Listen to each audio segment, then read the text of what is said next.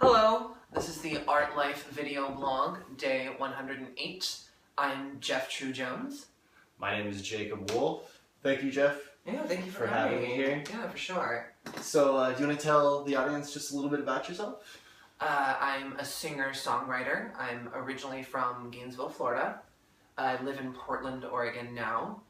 I have been writing music since I think I wrote my first song when I was 10. And I'm 25 now, so for about 15 years. Play a little bit of guitar. I play keys as well, but I'm primarily a vocalist. And I would say my style is like old Hollywood infused pop. You know what I mean? Very, very like an old school aesthetic, kind of jazzy, but it's definitely still pop music. It's like singer-songwriter pop. You know what I mean? Yeah. So you wrote your first song at 10. I did. I did write my first song at 10. God, what was it? I grew up really religious, and so when I was 10, I was only allowed to listen to Christian music. Amy Grant, Darlene Zschech, both of whom I still quite like, though my taste has broadened since then. But it was based off of the ABCs. I'm so creative. And it was something like A, B, C, D, E, F, G, thank you, God, for loving me. You know, like, I thought I was a lyrical genius. But yeah, that was my first, I don't remember what the title of it was. Probably something like the ABCs of God's Love or something, I don't know. But yeah, that was it was the very first song that because I'd been making up songs since I was like 3 or 4. You know, like I would just like, I was a weird homeschooled kid, and I would just like walk around outside and sing words to myself, like life was like a musical, and I would just be like hanging on a tree and like swinging around it and like singing like the sky is blue and this is a tree, you know, just like random like stream of consciousness type thing. But the first song that I wrote down as a singular piece was, we'll just call it the ABCs of God's Love. We'll just say that's the working title when I was 10. Did you watch a lot of musicals growing up? Yes, so many musicals. Like old school musicals from like 40s, 50s, 60s, yes. Or like Disney movies? That too. A lot of the Disney. I'm a huge fan to this day of the MGM musical. So I went to theater school a few years ago, and thinking that I would be like on the same page as everyone, right? And I got there and people were like, who's your favorite playwright? What's your favorite play? And I was like, oh, I don't read plays or watch them, really. I like a lot of people are purists in theater, and they talk about like Rent, the stage production, whereas like I watched Rent the movie, you know, so I watched a lot of movie musicals. I had seen every Shirley Temple film ever made, God, probably by the age of 7. You know, I was obsessed with Shirley Temple when I was little. Like my mom would go to the library or Blockbuster, wherever we could get them, and like we would get the family movies that everyone watched, and I had to get something Shirley Temple every time we went. And I wanted to be a tap dancer, singer, actor, just like Shirley Temple when I was little. So that was like the first few years of my life. I loved her. And my parents couldn't afford to put me in tap dancing lessons because it's not cheap, but we had wood floors. And so, being the creative genius that I was, I would take Scotch tape and pennies and tape it to the toe and the heel of my socks, and I would just run around making like these scuffy little noises and doing my own version of tap dancing.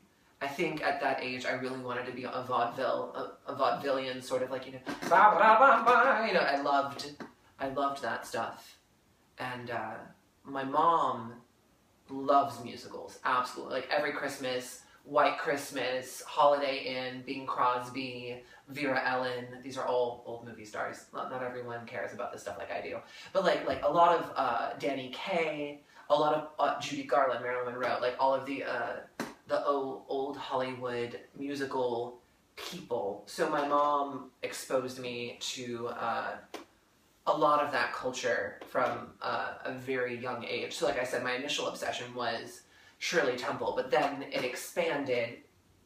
I saw Gentlemen Prefer Blondes when I was around 10, starring Marilyn Monroe and Jane Russell, and absolutely fell in love. You know what I mean? Like to this day, I adore Marilyn Monroe.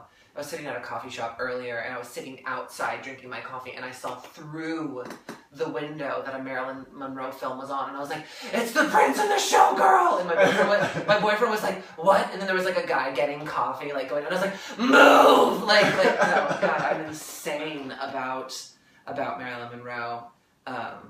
Absolutely iconic. And Judy Garland. Love Judy Garland. I already told you a little bit about that, haven't I? But yeah, no, it was around that age. Also, that obviously my first exposure to Judy was Over the Rainbow, Wizard of Oz, which is, you know, the whole like trying to escape and go to another place, and there's no place like home, the whole thing.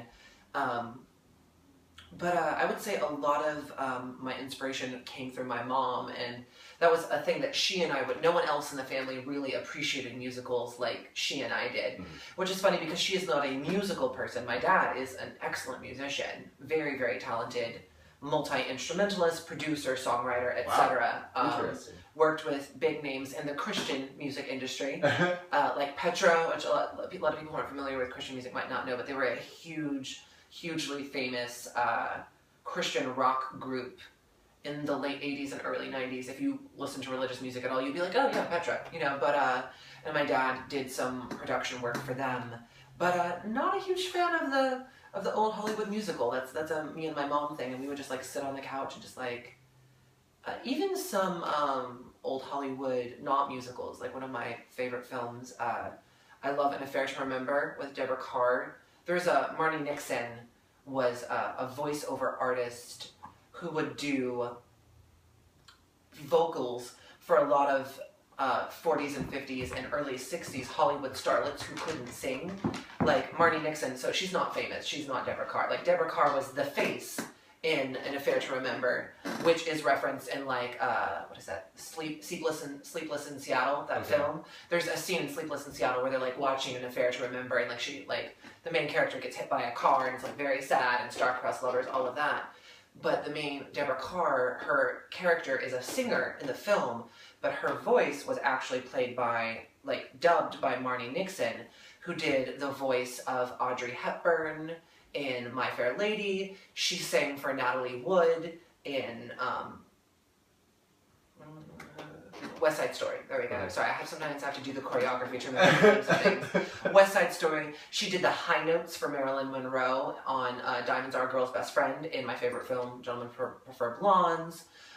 She sang, this is more of a reference that people would understand, she was the geese. She did the voices of the geese in Sound of Music.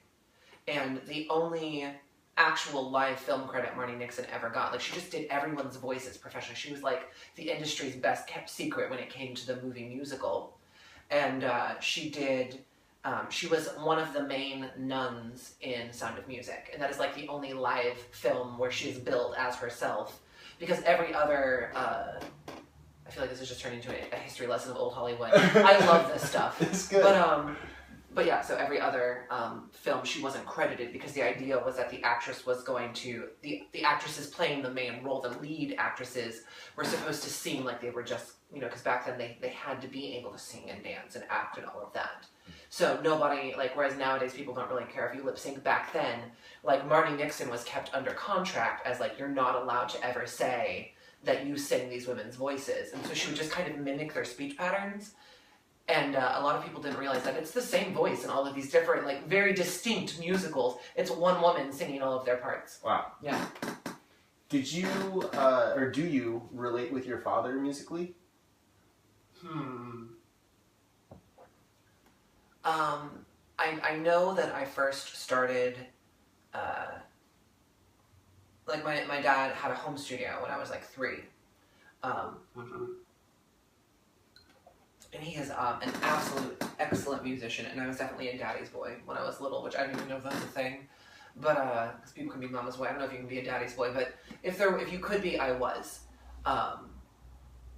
As a grown-up, not so much, but I definitely think my, like, I developed my aesthetic from my mother, but my actual love of music, I feel, is a thing that was fostered by, at the very least, an emulation of my father. You know what I mean? Like, he was a figure I strongly identified with and wanted to be like a lot of children do.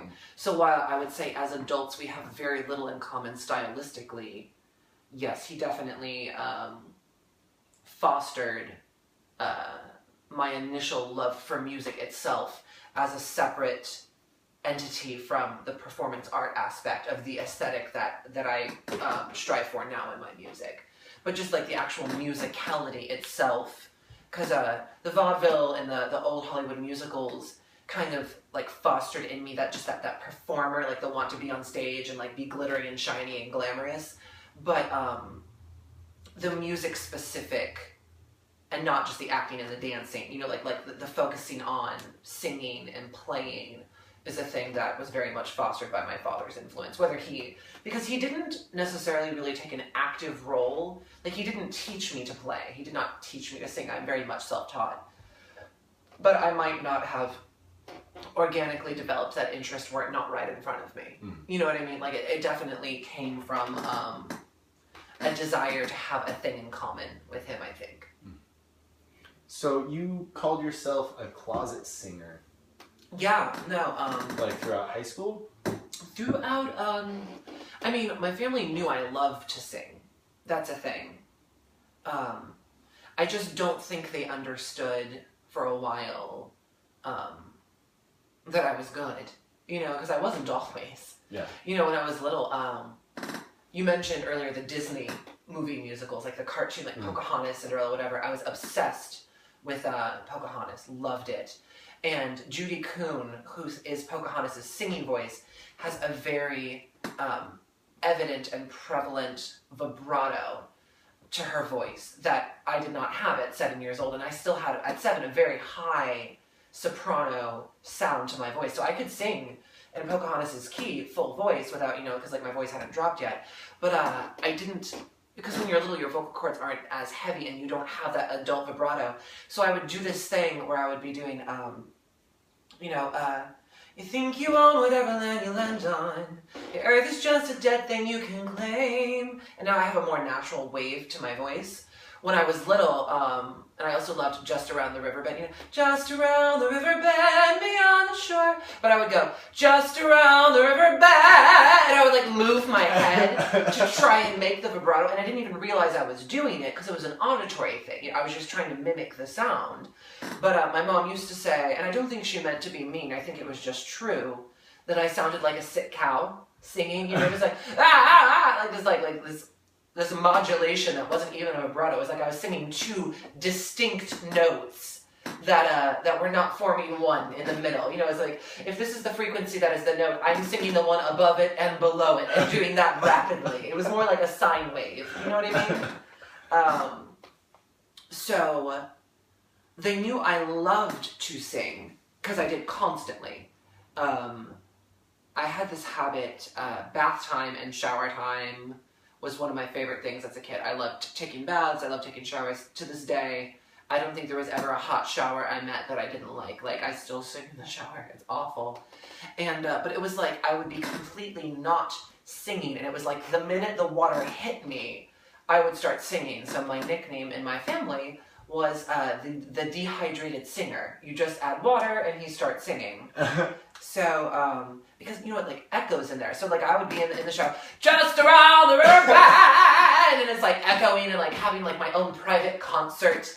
And I would just, like, I daydream hardcore, even to this day. But, like, you know, like, I would just be, like, in my own, like, the shower's there, and, like, but, like, not, like, something out of, like, a Hilary Duff film where, like, I've got, like, just, like, a microphone, though. Like, in my head, like, I was on, like, a big stage with a spotlight, and a full orchestra, and like you can't really see the so much drama in my own mind, and I drove my family crazy. If I was washing dishes, singing. I got again, the movie Disney films. I was obsessed with my reflections for a while, and I'd be, and again with that same, you know, I was a little bit older when that came out, so my voice was reflections. Isn't that what it's called? Reflections, right? From Mulan, you know. When will my reflection... Isn't it called Reflections? It's just called Reflection. Okay, Myra, whatever.